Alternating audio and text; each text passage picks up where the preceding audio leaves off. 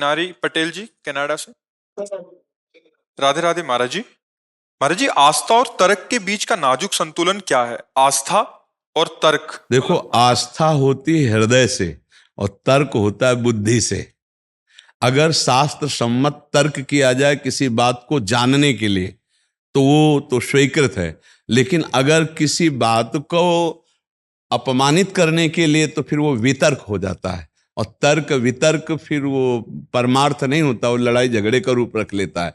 किसी बात को समझने के लिए तर्क किया जाए तो युक्ति संगत है और सम्माननीय है कि ऐसा हुआ तो फिर ऐसा कैसे हो सकता है, फिर ऐसा कैसे हो सकता है। तो ये बौद्धिक धरा से होता है। और जो आस्था होती कि ऐसा ही है, वो दोबारा प्रश्न नहीं करेगा, वो पहले उसका अनुभव करेगा कि जितना कहा है ऐसा है, तो उसको हम पहले अनुभव करते हैं, फिर इसके बाद वो प्रश्न उठेगा। लेकिन तार्किक पुरुष का होता है तुरंत प्रश्न उठ जाएगा, ऐसा है तो फिर, क्योंकि वो बौद्धिक स्तर से है और वो हृदय से है। और प्रेम राज्य में प्रवेश हृदय से होता है, बुद्धि से नहीं। इसलिए तर्क प्रधान जो बुद्धि होती है वो फिर ज्ञान मार्ग में भले चले जाए, प्रेम मार्ग का अधिकारी तार्किक पुरुष नहीं होता, आस्था वाला ही होता है। जो सुना उसे स्वीकार कर लिया, बस वो तभी साक्षात कर पाता है। नहीं तो भवानी शंकरो वंदे श्रद्धा विश्वास रूपिणो याभ्याम बिना न पश्यन्ति सिद्धा स्वांता स्तमीश्वरम। बिना श्रद्धा और विश्वास के हृदय में स्थित परमात्मा का साक्षात्कार कहाँ कोई कर पा रहा है। इसके लिए तर्क की जरूरत नहीं, इसके लिए आस्था की जरूरत है, विश्वास की जरूरत है। पर जो बौद्धिक स्तर के होते बिना तर्क की कसौटी पर कसे बात को समझ नहीं पाते, क्योंकि आस्था नहीं, उनके हृदय में तर्क होता है। तो आस्था और तर्क में बड़ा अंतर है। आस्था हृदय प्रधान होती है और तर्क बुद्धि प्रधान होता है। किसका प्रश्न था? महाराज, इनका एक और है कि जिनको हमने देखा नहीं है उन पे विश्वास करना और जो अंधविश्वास आजकल है, तो इन दोनों की क्या रेखा है? जिनको देखा नहीं, किनको बोलना पड़ेगा ना, अदृश्य नहीं किनको। आप हमें बोल लो ना कि जिनको का मतलब आप किससे ले रहे हैं? भगवान से ले रहे हैं, किससे ले रहे हैं? आपने अपने को देखा है? आप अपने पर विश्वास करते हैं? आप अपने को देखा है? तो जैसे आप बिना अपने को देखे विश्वास कर रहे हैं कि आप हैं। अभी तो अज्ञान से आप अपने को स्त्री मान रहे, लेकिन आप हैं ना, कुछ भी हैं, आप हैं ना, आप मानते हैं ना अपने को। ऐसे वो है जो तुमको पैदा किया है, जो जिसके तुम अंश हो। शरीर को पैदा करने वाला पिता, और पिता को पैदा करने वाला भी पिता, और सबका परम पिता कोई है ना। तो जैसे तुम हो, अपने को जाना नहीं फिर भी मानते हो, ऐसे मान लो तो तुम जान जाओगी। और जब जान जाओगी तो तुम और परमात्मा दो नहीं निकलेंगे, एक ही। जानत तुम्हें हो जाई। तो इस बात में तो आप फेल हो कि हम बिना जाने प्रीत कैसे करें। तो आप अपने को जानते हो। कैसे साल का शरीर है तुम्हारा? 47 साल हो गए 3.5 हाथ के मकान में रहते हुए, कभी एक सेकंड अपने आप को नहीं जाना है आप अपने को। तो फिर आप कितनी बुद्धि रखती हैं परमात्मा को जानने की? आप ये कैसे कह सकते हैं कि मैं उसको कैसे मानूं जिसको देखा नहीं?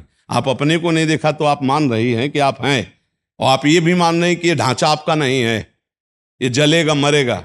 एक समय तुम थी बच्ची, आज थी जवान, धीरे धीरे वृद्धावस्था, धीरे धीरे मृत्यु। तो ये जलेगा ना, जैसे दूसरों को जलता है ऐसे जलेगा। तुम जलने वाली नहीं हो, तुम्हें अग्नि नहीं जला सकती, तुम वो हो। नैनम छिन्दन्ति शस्त्राणि नैनम दहति पावकः न चैनम क्लेदन्त्यापो न शोष्यति मारुता। तो तुमने अपने को देखा नहीं देखा, तो तुम परमात्मा को कैसे जान जाओगी? इसलिए नाम जप करो और संतों की बात मान जाओ, तर्क करने की जरूरत नहीं। आगे कौन सा प्रश्न है? उनकी आपने कहा था कि हट किया जा सकता है, प्रभु से रो के हट किया जा सकता है। करना चाहिए। तो हट करो तो राधा मिल जाए, हमारी श्री जी मिल जाएंगे। हे, मनुष्य जन्म मिला है भगवत प्राप्ति के लिए। हट करो। रुदु सुश्रम राजन कृष्ण दर्शन लालसा तो तासा मावीर भूत छोरी इसमें मान मुखाम्बुजा पीताम्बर धरा सर्गवी साक्षान मनमत मनमता। जब सब गोपियां मिलके रोई तो उन्हीं के बीच में श्री कृष्ण प्रकट हो गए, नहीं हो गए? हम जो चाहें वो कर सकते हैं, ईश्वर के अंश हैं, पर हमारी चाह में दम हो जाए तो भगवत प्राप्ति हो जाए, श्री जी मिल जाए, लाडली जी मिल जाए। अगर राधा राधा जपो रोज श्री जी के लिए तो श्री जी मिल जाएगी। बहुत करुणामयी है। ये मनुष्य जन्म मिला ही भगवत प्राप्त। हम अपनी शक्तियों को खो चुके हैं, भूल चुके हैं, उसी को हम जगाने के लिए बार बार कहते हैं नाम जप करो, सदाचरण करो। तुम्हारे अंदर जो हमारे अंदर पंचभूत वही तुम्हारे पंचभूत, जो हमारे अंदर प्रभु वही तुम्हारे अंदर प्रभु। अंतर क्या हो गया है कि तुम्हारे अंदर प्रभु काली कमली लगा के ओढ़ रहे के सो गए हैं, और हमारे अंदर प्रभु जग के बैठ गए हैं, अंतर इतना है, जग गए इसलिए तुमको लगता है कि यार हमारे अंदर प्रभु नहीं, पर तुम्हारे अंदर प्रभु चौड़े से आराम से सो रहे हैं। इसीलिए कहते बार बार पुकारो जग जाएंगे। जैसे कोई बहुत सो रहा हो और वो पुकारो कृष्ण कृष्ण कृष्ण हरे कृष्ण, तो कहेंगे क्या बात है, तो बोले उठो प्रभु अब जागो, तो भय प्रकट कर पाला दीन दयाला, यही भगवान प्रकाशित हो जाते हैं। बहुत मस्त रहो, बहुत आनंद का विषय। देखो हम एक दोस्त की तरह बात करते हैं, हम कोई ऋषि मुनि महात्मा की तरह बात नहीं करते। हम तुम एक ही बाप की संतान हैं, बस हमारा मार्ग थोड़ा पिता की गोद तक था और आपका माया की गोद की तरफ बढ़ गया, इसलिए थोड़ा अंतराय बन जाता है। नहीं, हम तुम सब एक ही पिता के संतान है और हम तुम सब में मटेरियल भी एक ही है, बाहर और भीतर, भीतर से अंश परमात्मा तत्व एक और बाहर से पंचभूत एक। बोलो अलगाव क्या है, कुछ अलगाव नहीं। अलगाव माना हुआ बस मिटा दिया जाए तो हम तुम एक हैं, कोई अंतराय नहीं है। ना कोई जाति पक्ष है, ना कोई कुल पक्ष है, ना कोई देश पक्ष है। हम सब एक परमात्मा के एक जैसी संतान है। अंतर ही हो गया कि कोई परमात्मा से विमुख होकर माया में और कोई माया से विमुख होकर परमात्मा में। जो परमात्मा के सन्मुख है वो महात्मा, और जो माया की तरफ मुड़ गया वो दुरात्मा। बस अंतर इतना ही बकाया, आत्मा दोनों में है, दुरात्मा और महात्मा आत्मा दोनों में है। वो आत्म तत्व परमात्मा का अंश है। इसलिए अपने को ऐसा तो देखो मत कि हम कहाँ प्रभु को प्राप्त कर सकते हैं, निश्चित प्रभु को प्राप्त कर लेंगे। महाराज जी, क्या वेश धारण को ही महात्मा कहते हैं? नहीं, वेश धारण मात्र को महात्मा नहीं कहते, स्थिति को महात्मा कहते हैं। जो परमात्म चिंतन परायण है और सद आचरण करता है, माया जनित काम क्रोध लोभ मोह मद मत्सर इस पर विजयी है, उसी को महात्मा कहते हैं।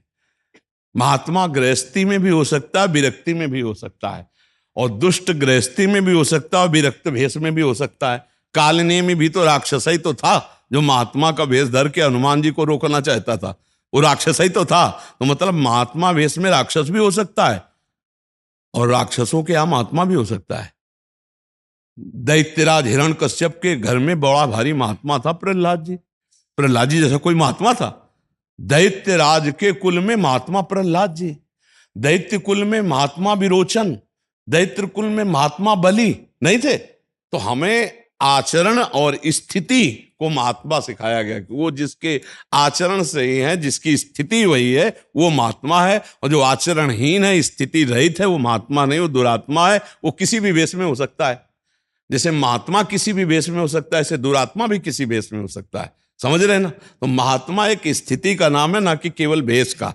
और भेष है स्थिति है तो क्या कहना, और भेष है स्थिति नहीं तो दम्भ है, पाखंड है, नाटक है। कितने ऐसे महात्मा हुए जो गृहस्थी में, क्या भाई जी से हनुमान प्रसाद पोद्दार जी को भारत का सबसे बड़ा महात्मा नहीं माना गया?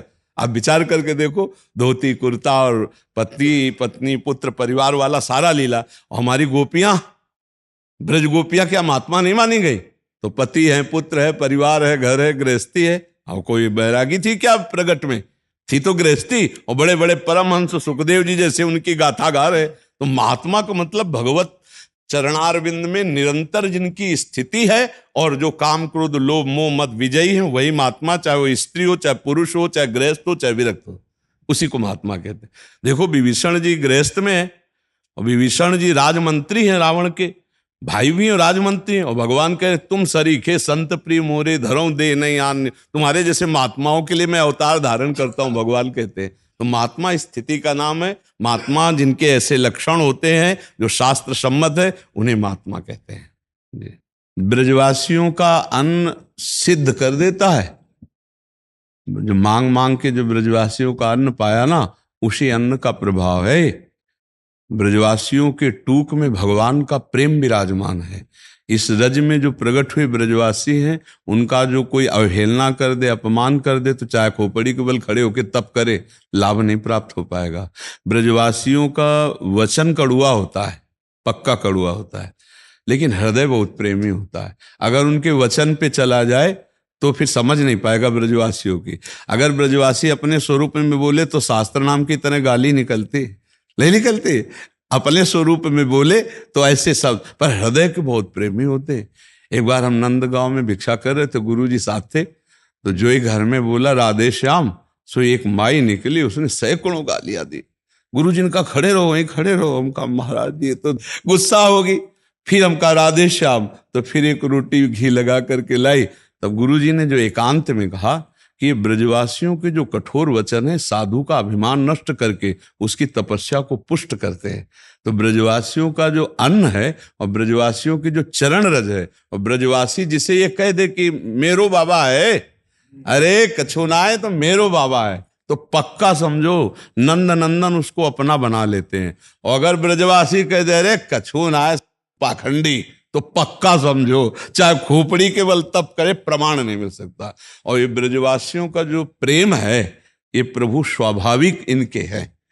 भगवान ने एक बाबा के सामने शपथ खाई कि नंद बाबा से कि ब्रजवासी मेरे प्राण हैं बाबा, तुम चिंता मत करो, देवराज इंद्र कुछ नहीं बिगाड़ सकता। और भगवान ने ब्रजवासियों के लिए गिरिराज धारण किया। 7 दिन 7 रात्रि पूरा प्रयास कर लिया त्रिभुवनपति देवराज इंद्र ने, ब्रजवासियों को बाल बांका भी लेकर पाया। अब यह है कि आजकल के थोड़ा नए बच्चे अपने स्वरूप को नहीं जान रहे, इधर उधर भटक जाते हैं, नहीं तो ब्रजवासी भगवत स्वरूप है। बड़े बड़े महात्माओं ने, ऋषियों ने, मुनियों ने वंदना की है ब्रजवासियों की, ब्रजरज की और इस ब्रज धाम की। तो आप सब ब्रजवासी जन हैं, आपके ही टुकड़े का प्रभाव ये है कि भगवान की कृपा से 4 लोग धर्म की बात सुन पा रहे हैं, धर्म पे चल पा रहे हैं। नहीं जैसे लोगों को लगता है, तो हम आपको सच्ची बताएं, ब्रजवासियों की चरण धूलि और ब्रजवासियों के जूठन उसी का प्रभाव है, उनके टुकड़े का प्रभाव है। यहाँ ब्रज में वही आनंद ले सकता है जिनके ऊपर ब्रजलता, ब्रजरज और ब्रजवासी की कृपा है। नहीं तो सच्ची मानिए चाहे जितना तप करे यहां प्रवेश नहीं हो सकता हमारी किशोरी जी के महल में। ब्रजरज, ब्रजवासी और ब्रजलता, इनकी कृपा अत्यंत आवश्यक है। तो सदैव आप ब्रजवासी कृपा दृष्टि बनाए रखे। हम आप सब ब्रजवासियों के दास हैं, हम उन्हीं की कृपा से ये हमें लाडली लाल स्वीकार किए हैं, उन्हीं की कृपा। भानु प्रकाश जी सीकर राजस्थान से। श्री हरिवंश गुरुदेव, आपके चरणों में कोटि कोटि प्रणाम। गुरुदेव, आस्तिकता की आधारशिलाओं में राधा बाबा ने लिखा है कि भगवत दर्शन की चाह भी प्रभु पर ही छोड़ देनी चाहिए। भगवत दर्शन शीघ्र से शीघ्र हो, इसका सर्वोत्तम उपाय है कि इस बात को भी उन्हीं पर छोड़ दो। अत्यंत व्याकुल हो जाना भी दूसरे नंबर की बात है। इस भाव का महाराज जी क्या रहस्य? क्योंकि हम तो यही सोचते थे कि प्रभु दर्शन की व्याकुलता ही सार है। देखो, बड़े महापुरुष जिस स्थिति में है उस स्थिति को हम लोग नहीं समझ सकते। पहले हमारे अंदर व्याकुलता होनी चाहिए प्रभु प्राप्ति के लिए, तभी हमारा भजन में मन लगेगा। अगर हम उन महापुरुषों की कोई बात नहीं काट रहे, उनकी स्थिति ऐसी है कि जिनको भगवान के दर्शन की चाह की भी बात नहीं करनी, कितनी ऊंची स्थिति आप समझो। हमारी स्थिति कहाँ है? हम तो भोगों की चाह कर रहे हैं। तो भगवत प्राप्ति की चाह से भोगों की चाह को मिटाकर भी भगवत प्राप्ति की चाह को भी भगवान के ऊपर छोड़ देते हैं और अखंड स्मृति में डूब जाते हैं। तो भगवान पीछे पीछे डोलते हैं, दर्शन की तो बात जाने दो। समझ पा रहे हो? जो निरपेक्षम मुनिम शांतम निर्वैरम समदर्शनम अनुब्रजाम्यहम नित्यम पूयत्यं गुरेण भी, जो निरपेक्ष है, किसी की अपेक्षा नहीं रखते, जो निरंतर मंत्र में डूबे हुए मननशील है, जो शांतम समस्त द्वंद्वों को सहकर शांत हो चुके हैं, निर्वैरम किसी भी पूरे विश्व ब्रह्मांड में एक भी शत्रु नहीं है, समदर्शनम सब जगह भगवान का दर्शन कर रहे हैं भाव से। ऐसे महापुरुषों के पीछे पीछे भगवान कहते हैं मैं डोलता हूं चरण रज लेने के लिए। उनमें से है राधा बाबा, उन महापुरुषों में से अचाह स्थिति को प्राप्त है। समझ रहे हो? जो अचाह स्थिति को प्राप्त महापुरुष हैं वो कह रहे हैं भगवान की चाह भी मिलन की ना करना, उनके ऊपर छोड़ देना, क्योंकि इतना निरंतर चिंतन और आनंद में मगन है कि उसको इसकी भी परवाह नहीं कि प्रभु मिले कि ना मिले, प्रभु स्मरण ना छूटे। ये बात वहां अपने को क्या करना है, अपने को तो अभी भोगों की चाह में ही हम नहीं छूट पाए। भोगों की चाह में सच्चाई से देखो तो हम क्या करें, जैसे कांटे से कांटा निकालते हैं ऐसे चाह से चाह को मिटाते हैं। भजन की चाह, सत्संग की चाह, भगवान की चाह, सदाचरण की चाह, इससे हम असदाचरण, कुसंग, गंदी वृत्तियों की चाह को मिटा देते हैं। और जब सदचाह में आए तो इतना आनंद आने लगेगा कि सदचाह अपने आप मिट जाएगी। फिर जा ही न चाही कबहु कछु, तुम सन सहज सने, बसो निरंतर तासुर सो राउर निजगे। जिससे कभी कुछ नहीं चाहिए उसके हृदय में भगवान प्रकाशित हो जाते हैं। तो महापुरुषों ने जो बात कही उसको समझना है। अगर कोई पीएचडी की बात करता है और कक्षा 1 वाला पीएचडी की बात समझना चाहे तो नहीं समझ पाएगा और उसकी हानि हो जाएगी। जो कर रहा है वो भी छूट जाएगा। छूट जाएगा कि नहीं? स्थिति तो भोगों में है। और बड़ी बात मान ली कि भाई बड़े जन ऐसा कहते हो, स्थिति है नहीं, तो गिर जाओगे कि नहीं गिर जाओगे? इसलिए हर बात को संतों से, गुरुजनों से उसको पूरी बराबर समझ लेनी चाहिए, नहीं तो धोखा हो सकता है। क्योंकि आपको लगा कि बाबा ने कहा कि भगवान की भी चाह नहीं करनी, लेकिन भोगों की चाह मिटी नहीं, तो भगवान की चाह करनी नहीं, भोगों की चाह मिटी नहीं, तो उसकी दुर्गति तो पक्की हो जाएगी, नहीं हो जाएगी? यही बात समझनी। भोगों की चाह मिटाने के लिए ये लालसा, ये चाह, ये आशा करनी है कि मुझे भगवान मिल जाएं, मैं काम क्रोध लोभ रहित हो जाऊं, मैं निरंतर भगवत स्मरण करूं, मैं सबका मंगल चाहूं, कोई पाप कर्म हमसे ना हो, ये इच्छाएं करनी है। तभी इन इच्छाओं से आप अनिच्छा, अचाह, पूर्ण काम स्थिति को प्राप्त होंगे। वो पूर्ण काम महात्मा बोल रहे हैं। तो हमको समझना है किस क्लास की बात कही जा रही है। अगर हम आगे की क्लास की बात सुनकर दिमाग में रखेंगे तो काम चलेगा, लेकिन आगे की बात मानकर हम अपनी पढ़ाई छोड़ देंगे तो हम आगे नहीं चल पाएंगे। हम अपनी स्थिति से चले। इसीलिए कहा चाहे शिव बिरंच सम होई, गुरु बिनु भवनिधि तरह न कोई। क्योंकि बात शास्त्रों में तो लिखी है, अब वो किस लेवल की लिखी है, किस स्थिति की लिखी है, और तुम पकड़ के कुछ लाभ ले नहीं पाओगे। क्योंकि अपनी स्थिति से चला जाए तब हम उस स्थिति को पहुंच पाएंगे। जैसे हरिराम व्यास जी कह रहे हैं, काहू के बल भजन को, काहू के आचार, और व्यास भरोसे कुंवर के सोवत पांव पसार। अब इसका अर्थ है किसी को भजन का बल है, किसी को आचार जितेंद्रियता का बल है, हमको तो लाडली जी के भरोसे पर और पड़े है। अब आप बताओ इसका भाव। भजन नहीं करोगे, जितेंद्रीय नहीं बनोगे, तो आप लाडली जी के भरोसे हो जाओगे भला? वो भरोसे पे पहुंचे हुए, इसलिए पीछे वाली सीढ़ी को बैक कर दिया। आप कहां हो? आप उसके बहुत पीछे हो। आपको आगे बढ़ने के लिए ये सीढ़ी पकड़ना पड़ेगा। समझ पा रहे आप? हाँ, ऐसे चला जाता है। महापुरुषों के वचन बहुत ऊंची स्थिति के हैं। वहां पहुंचने के लिए हमको का से पढ़ना पड़ेगा, तब ज्ञान में पहुंच पाएंगे। हम ज्ञान की बात पकड़ लेंगे, बीच के अक्षर आते नहीं तो हम अधूरे रह जाएंगे, पूरे नहीं हो पाएंगे। हाँ, नाम जप करो और चाह रखो धाम का वास मिल जाए, चाह रखो रोज सत्संग मिले, चाह रखो सबका मंगल कर पाऊं, चाह रखो हमसे कोई पाप ना हो जाए। समझ रहे? तब अचाह स्थिति में पहुंच जाओगे। पहले ये चाह करो, करना जरूरी है। इसी चाह के बल पर हम सब चाह मिटाएंगे। रतन कुमार मंडल जी, वेस्ट बंगाल से। राधा वल्लभ श्री हरिवंश महाराज जी, आपके चरणों में कोटि कोटि प्रणाम। महाराज जी, मैं एक राज सैनिक हूं और इंस्पेक्टर के पद पर भारत भूटान सीमा पर अभी कार्यरत हूं। मैं प्रतिदिन आपका सत्संग एवं एकांतिक वार्तालाप नियमित रूप से श्रवण करता हूं पिछले 1 साल से, जिससे मेरा जीवन बहुत ही परिवर्तन हुआ है। आपकी कृपा से मैं भय और प्रलोभन में तो नहीं आने वाला, पर प्रतिकूल परिस्थिति आने पर भगवत भाव नहीं कर पाता और दोष दर्शन हो ही जाता है। महाराज जी, मार्गदर्शन करें कि अपनी कर्तव्य व्यवहार में अभी स्थिति नहीं है ऐसी कि परमात्मा तत्व का हम भावना केवल करते हैं, लेकिन परमात्मा तत्व का अनुभव तो नहीं होता ना, इसीलिए प्रतिकूलता आ जाती है। पर जब प्रतिकूलता आ जाए फिर भी अपने भाव में तुम रहो कि ठीक है, हमारे साथ व्यवहार नहीं सही हो रहा, छल कपट हो रहा है, प्रतिकूल परिस्थिति है, पर है भगवान ही है, मंगल विधान ही, हम टूटे ना और सच्ची मानो भगवान ही है, सब में भगवान है। जैसे मतलब कई बार कह रहे हैं कि इस पे आपका कोई तर्क नहीं जाएगा कि हीटर में, फ्रिज में, एसी में और भी यंत्रों में अलग अलग प्रभाव उसका निकल रहा है, गर्म ठंडा, पानी को जमा देना, मोटर से पानी निकालना, पर पावर सब में एक ही है। प्रतिकूल आचरण करने वाले व्यक्ति में भी पावर परमात्मा ही है। अगर हम परमात्मा भाव को देखेंगे तो इस जगत के कार्य करते हुए हम भगवान को प्राप्त होंगे। अब आपको ये देखना है, आपके कानून और सिद्धांत के प्रतिकूल जो आचरण करता है वो दंडनीय अपराधी है। उसमें भगवत भाव पावर रूप से देखते हुए हमें दंड देना है, चाहे वो मृत्यु दंड क्यों ही ना देना पड़े।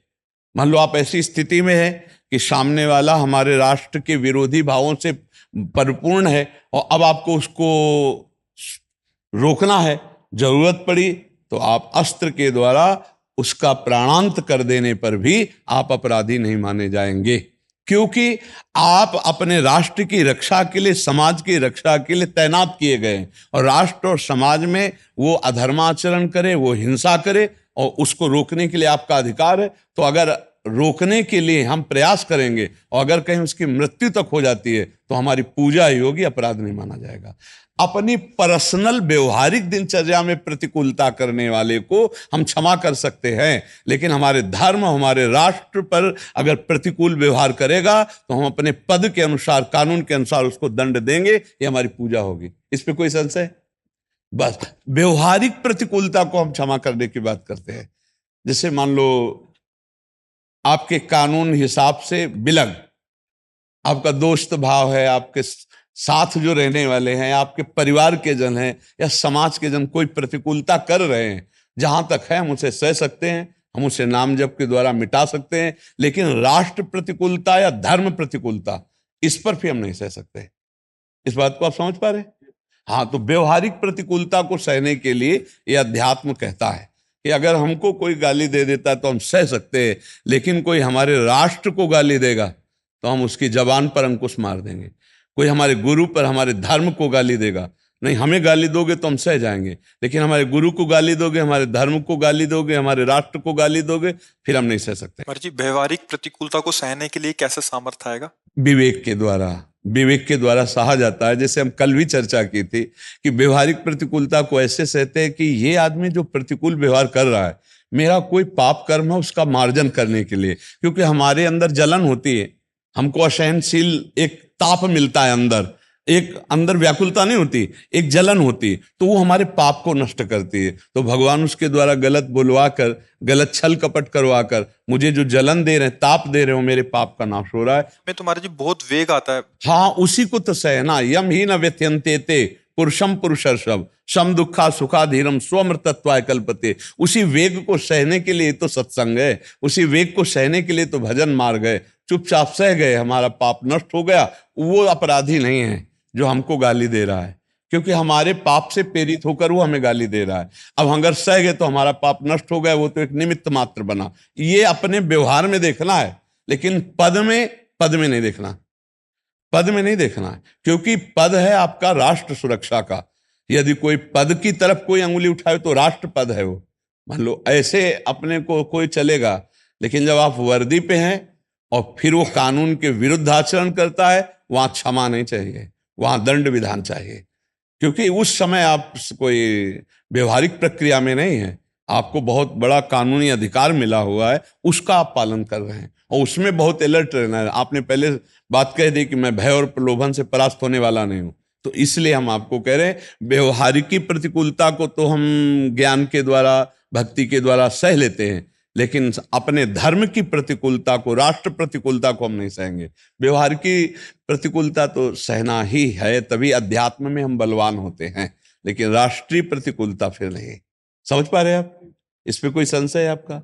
जी। मूलचंद शर्मा जी, भरतपुर से। राधा वल्लभ श्री हरिवंश महाराज जी, आपके चरणों में कोटि कोटि। महाराज जी, भगवत प्राप्ति के लिए जैसे भक्ति मार्ग और ज्ञान मार्ग है, दोनों में से कौन सा मार्ग में जाना चाहिए? महाराज जी, मेरा मार्ग जिसका बुद्धि प्रधान और इंद्रियों पर विजय प्राप्त करने की सामर्थ्य हो, उसे ज्ञान मार्ग में जाना चाहिए। बुद्धि प्रधान तार्किक प्रवृत्ति और इंद्रिय विजेता बनने की पूर्ण उल्लास और वैराग्य प्रधान, अगर ऐसा ना हो तो भगवान का आश्रय लेकर नाम जप करते हुए भक्ति मार्ग में चलना चाहिए। और ये बहुत कठिन है। ज्ञान के पंथ कृपाण के धारा, परत खगेश लगे नहीं बारा। ज्ञान के पंथ में चल पाना बहुत कठिन बात है, क्योंकि वैराग्य, जितेंद्रियता, उसमें गिरोगे तो फिर गिरी जाओगे तो मैं कोई पकड़ने वाला नहीं। और भक्ति में भगवान का भरोसा रहता है। करो सदा तिनके रखवारी, जिम बालक राखे महतारी। और नामे भक्ता प्रणश्यति, भक्त का नाश नहीं होता, लेकिन अगर ज्ञानी गिरेगा तो नाश हो जाएगा। क्यों? क्योंकि वो स्वयं करता, स्वयं ब्रह्म है। तुम ज्ञान के मार्ग में चले हो, जानते हुए माया अगर भ्रष्ट हो गए तो भ्रष्ट हो गए।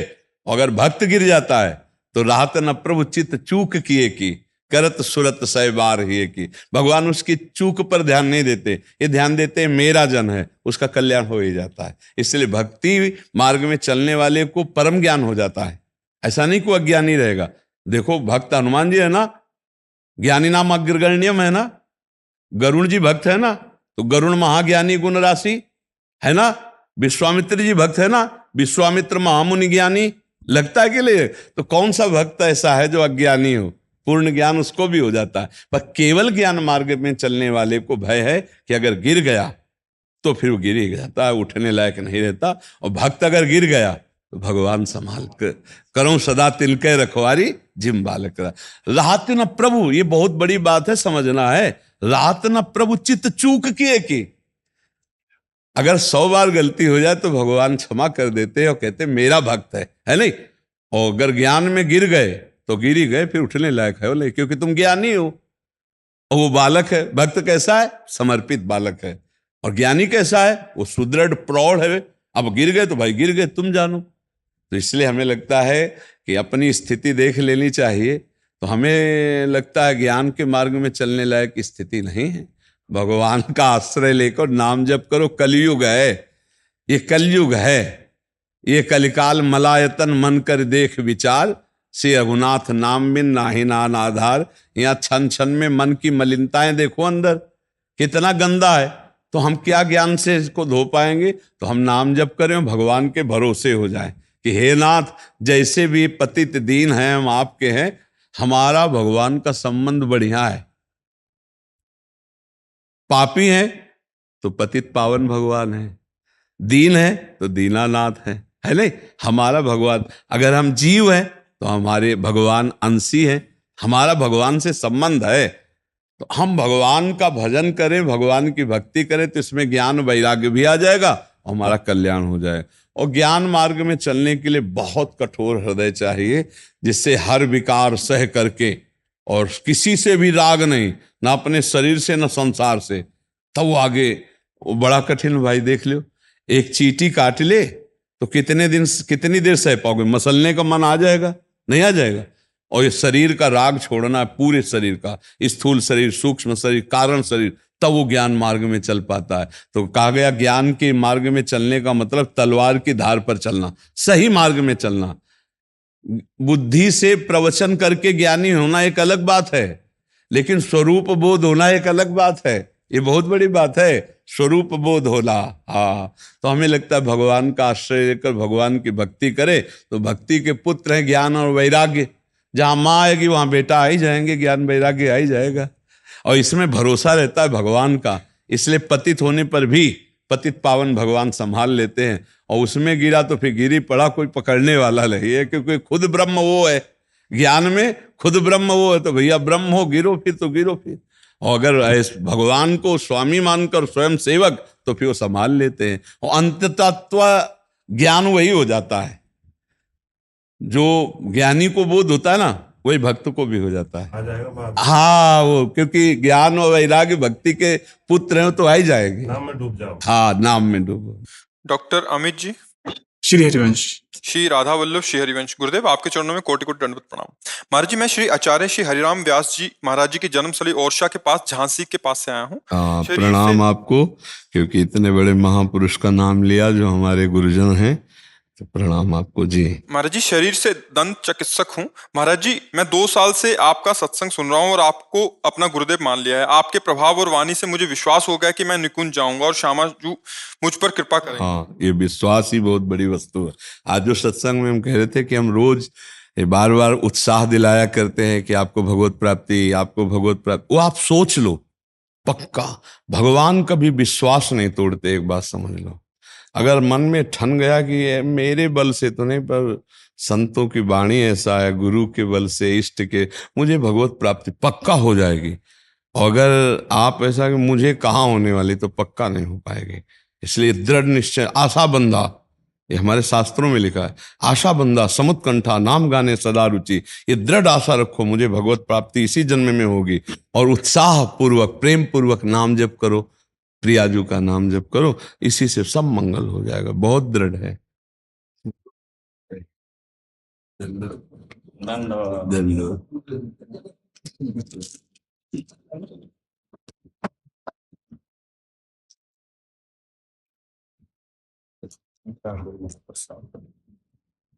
कामताना जी का प्रसाद। ये चित्रकूट के काम। हाँ, अच्छा ये महेंद्र जी हैं, अच्छा अपने मदन मोहन दास जी महाराज जो हैं, जो कामताना चित्रकूट का मेन मंदिर है। ये सब गुरुदेव भगवान पीठाधीश्वर हैं, जगत गुरु स्वामी श्री राम स्वरूपाचार्य जी महाराज कामतगिरी जी। ये गिरिराज जी का अभिषेक का वस्त्र है। जैसे वहाँ कामतगिरी अपने वृंदावन में ब्रज में गिरिराज जी है ना, गोवर्धन जी, ये उनका अभिषेक। बाबा गुरुदेव भगवान थे साकेत वासी सेनास्थ भूषण श्री महान प्रेम पुजारी दास जी महाराज। निर्मोही अन्य अखाड़ा के श्रीमान उन्हीं की गद्दी परंपरा से। ये तो भगवान के परम पावन धाम है, वहाँ जो वास करता है वो तो भगवत स्वरूप होते ही हैं। हाँ, निरंतर भगवत चिंतन वृत्ति हमारी बनी रहे तो हमारा परम पद निश्चित है। देखो ये जो बाह्य भागवतिक पद है, ये आंतरिक भागवतिक पद प्रदान करने के लिए ही है। हमारी आंतरिक भागवतिक स्थिति हो, एक क्षण भी अपने आराध्य देव का स्मरण कभी छूटे ना। बस जीवन की समस्त साधनाओं की सार वृत्ति है अखंड स्मृति। अगर हमारी अखंड भगवत स्मृति है तो इन सब पदों से भी बड़ा एक पद है, भगवान के समीप नित्य दासत्व स्वरूप में स्थित होकर उनकी सेवा में रत रहना। हमें वहां जाना है, ऐसा है ना, हमें जाना है। और उस जाने के लिए हमको यहाँ सेवाएं मिली हैं अलग अलग। कोई कहीं विराजमान होकर समाज सेवा कर रहा है, कोई भागवतिक सेवा कर रहा है, पर हमें लक्ष्य है कि हमें जाना है। हमारा ये शरीर स्वरूप नहीं है, हमारा ये जो भी व्यवहार है ये केवल भगवत प्रसन्नता के लिए है। और हम अखंड स्मृति के बल से अपने आराध्य देव के दासत्व को प्राप्त होंगे। वह अंतर से अपने लोग इसी चिंतन में बने रहें। हर समय हमें यहाँ राजी नहीं रहना, यहाँ किसी भी पद में हमें राजी नहीं रहना। यह संतुष्टता हमारे अंदर बनी रहे कि हमें अपने स्वामी का निरंतर सानिध्य प्राप्त करना है। ये जितने भी पद है समाज सेवा के लिए, भगवत सेवा के लिए आचार्य गुरु द्वारा स्थापित किए हुए हैं, लेकिन हमको जाना है जहाँ आचार्य गुरु विराजमान है, वो भगवान का नित्य दासत्व स्वरूप। जो अल्प में सुख का अनुभव करने लगता है वो भूमा सुख का अधिकार खो देता है। इसलिए हमें अल्प सुख में न पारमेष्ठम न महेंद्र दिष्टम न सार्वभौमम न रसाधिपत्यम न योग सिद्धि न अपनर्भवम वा, मोक्ष सुख भी नहीं।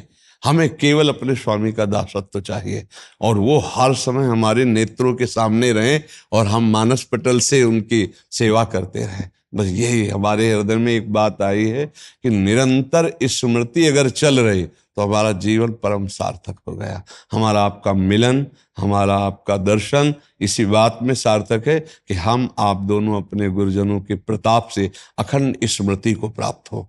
भगवद स्मृति ही हमारा जीवन है और भगवद विस्मृति ही हमारी मृत्यु है।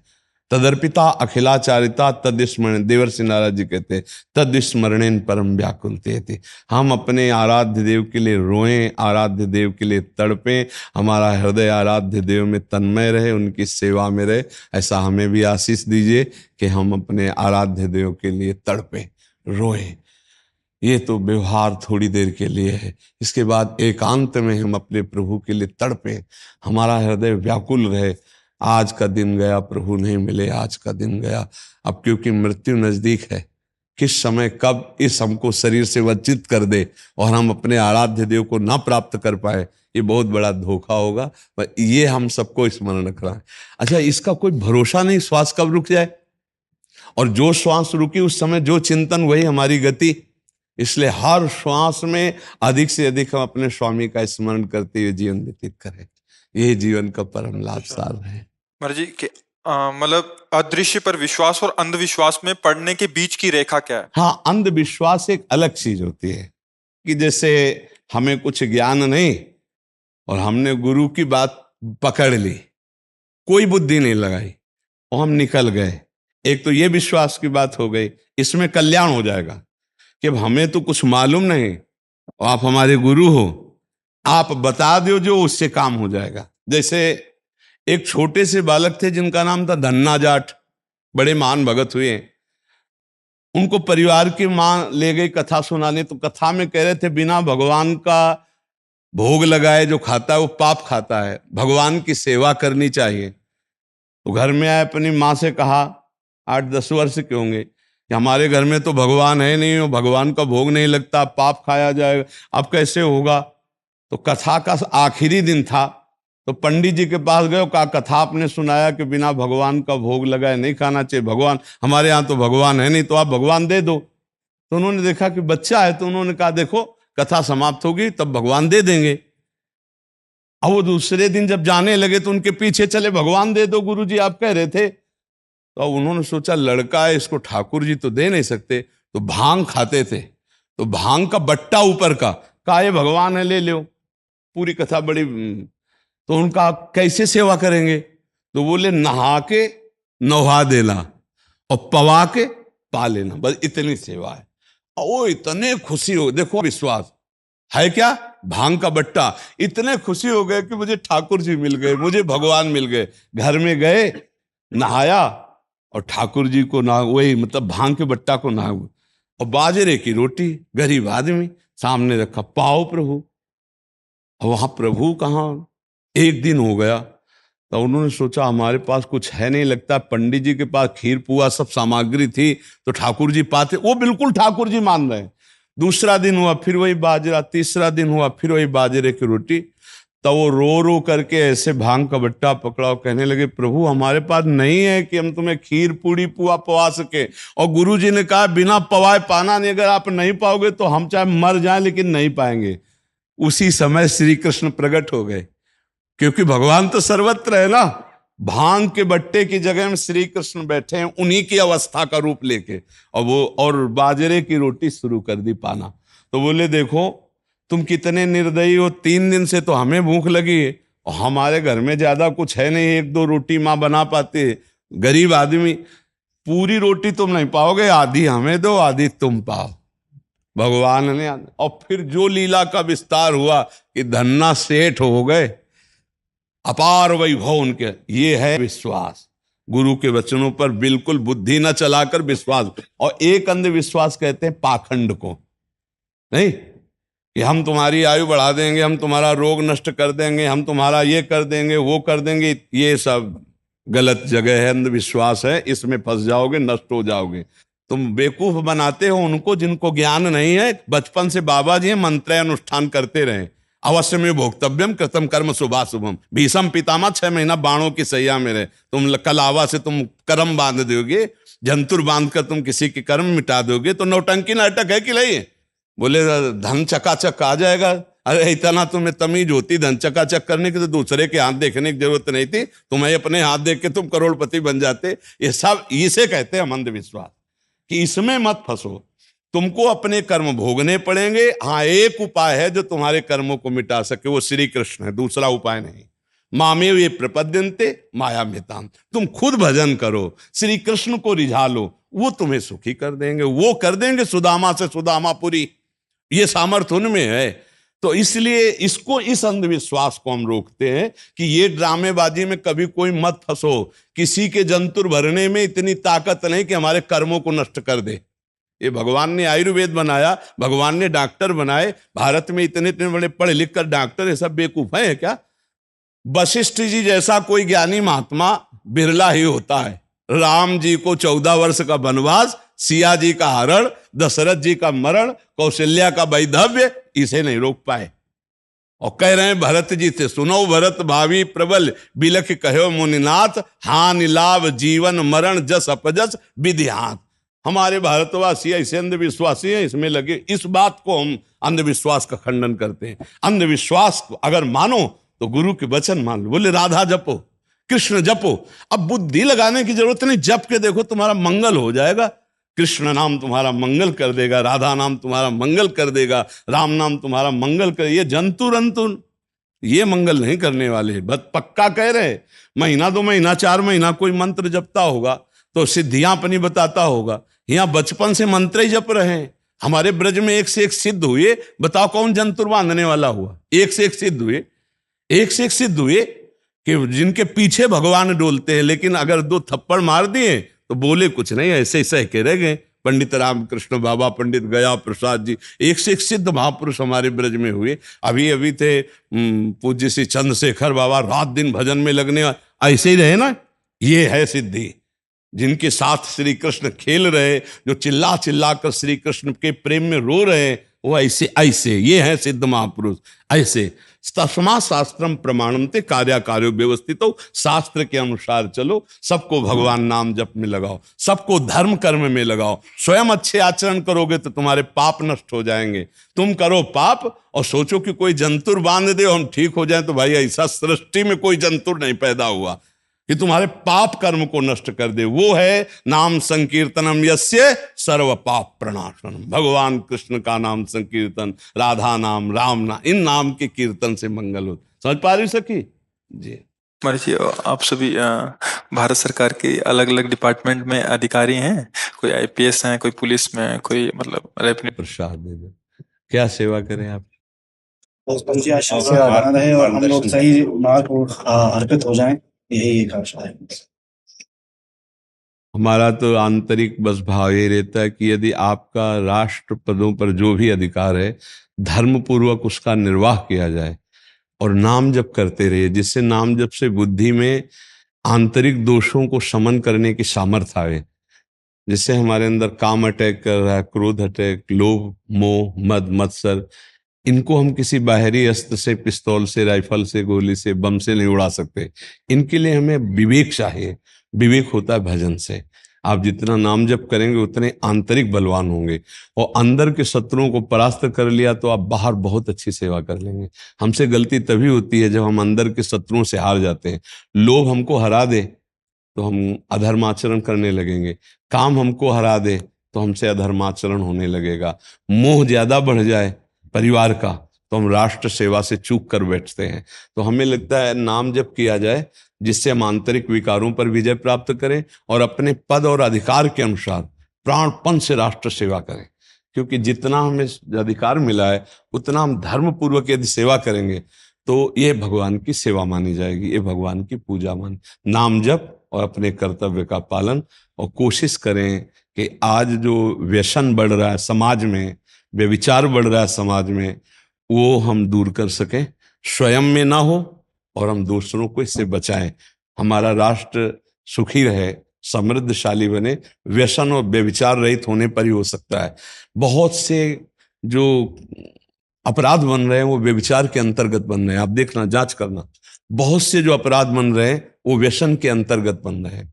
व्यसन करने वाले व्यभिचारी पुरुष हिंसा आदि दोषों को बहुत जोरी से, तो हम अपने समाज को व्यसन रहित, व्यभिचार रहित बना पावे जहां तक योग हो। हम स्वयं इससे बचे, कोई व्यसन न हो, कोई व्यभिचार प्रवृत्ति न हो, और अपने मित्रों को या अपने समाज के अंतर्गत जो पद है उसे व्यभिचार और दोषों से रहित कर पावे, धर्म पूर्वक अपने अधिकार का निर्वाह करें। हमारी तो यही प्रार्थना है आपसे, आप इस पर विचार कीजिएगा। हम जी इस धर्म की तरफ, जब हम धर्मनिरपेक्ष की तरफ से कोशिश करते हैं अपने कर्म को करने की, तो उसमें एक दुविधा कभी कभी आ जाती है कि दिल और दिमाग में से किसको चुने। जैसा आपने बताया, दिल और दिमाग अलग अलग तरीके से काम। देखो दिल को ये देखना है कि वो किसी दोष से आकृष्ट होकर तो नहीं हो रहा, जिससे समझना है। अब हमारा दिल किसी वस्तु, व्यक्ति, स्थान पर प्रभावित हो रहा है तो अधर्मयुक्त तो नहीं हो रहा। अगर अधर्मयुक्त हो रहा है तो दिमाग का हमें बल लेना है और उसे नहीं अर्पित होने देना, उसे नहीं लगना है। और जिस समय हमारा दिमाग खराब हो रहा हो, नहीं, दिमाग खराब होने का मतलब जो धर्म विरुद्ध निर्णय, तो फिर दिल की बात सुननी चाहिए। दोनों में निर्णायक विवेक होना चाहिए। दोनों की जरूरत है। केवल दिमाग से नहीं जी पाएंगे हम और केवल दिल से भी नहीं जी पाएंगे हम। दिल फेंक एकदम हमको आशिक नहीं बनना है कि हमारा मन जैसा कहे, कि काम में, क्रोध में, लोभ में, मोह में कहीं भी आ सकते। उसमें दिमाग का प्रयोग करना है। और जब दिमाग हमारा गलत, कभी कभी दिमाग गलत निर्णय करने लगता है, तो दिल की बात सुननी चाहिए। इन दोनों का निर्णय करने के लिए विवेक चाहिए, और विवेक बाजार में मिलता नहीं है। ये किसी साधन से नहीं प्रकट होता है।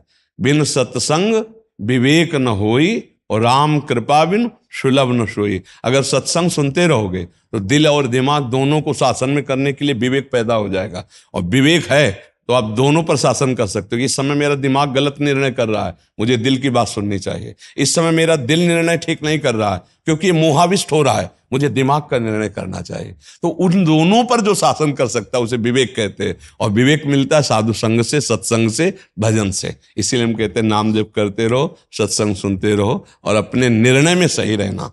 कहीं भय प्रलोभन हमको परास्त न कर दे, बस कोई विकार हमको परास्त न कर दे। नहीं तो देखो इतना पढ़ लिख करके ऐसे बने और थोड़ी चूक हो जाए तो मुंह दिखाने लायक नहीं रहते हम अपने माता पिता और समाज में। ऐसे दृश्य आते हैं ना, थोड़ी सी घूस, थोड़ी सी गलती, थोड़ा सा ऐसा, कभी नहीं। नमक रोटी खा लीजिएगा लेकिन कभी सर झुकाना पड़े इस कोटि से तो वो बर्दाश्त नहीं होना चाहिए। ये बहुत ध्यान रखना। कितनी मेहनत की आप लोगों ने पढ़ाई की है, कितना आप मेहनत के बाद इस पदों, थोड़ी सी गलती के कारण आपको नीचा देखना पड़े, ऐसा कभी मत करना। चाहे वो काम की गलती हो, चाहे वो लोभ की गलती हो, काम भी आपको परास्त करने की चेष्टा करे, आपसे गलती नहीं होनी चाहिए, क्योंकि आप निर्णायक पदों पे हैं। अगर आपसे गलती हुई तो आप गलती का सुधार कैसे कर सकते हैं? विद्यार्थी से गलती होना स्वाभाविक है, लेकिन टीचर से नहीं। आप इस समय टीचर पद में हैं, चाहे जिस डिपार्टमेंट में हो। अगर हमारे राष्ट्र सेवा में तो बड़े पद हैं, चाहे 100 आदमियों को संभालने को, चाहे 100,000 आदमियों को संभालने को पद होता है। आप अपने पद की गरिमा में लोभ मोह रहित होकर धर्म पूर्वक निर्णय करें, उसके लिए सत्संग और नाम जप अत्यंत अनिवार्य है। देखो पुराने जितने भी राजा थे उनके ऊपर महात्मा बैठते थे, जैसे देवराजेंद्र तो भगवान बृहस्पति जी, चक्रवर्ती सम्राट दशरथ तो वशिष्ठ जी, जनक जी तो सदानंद जी। क्यों? क्योंकि विवेक की जरूरत है।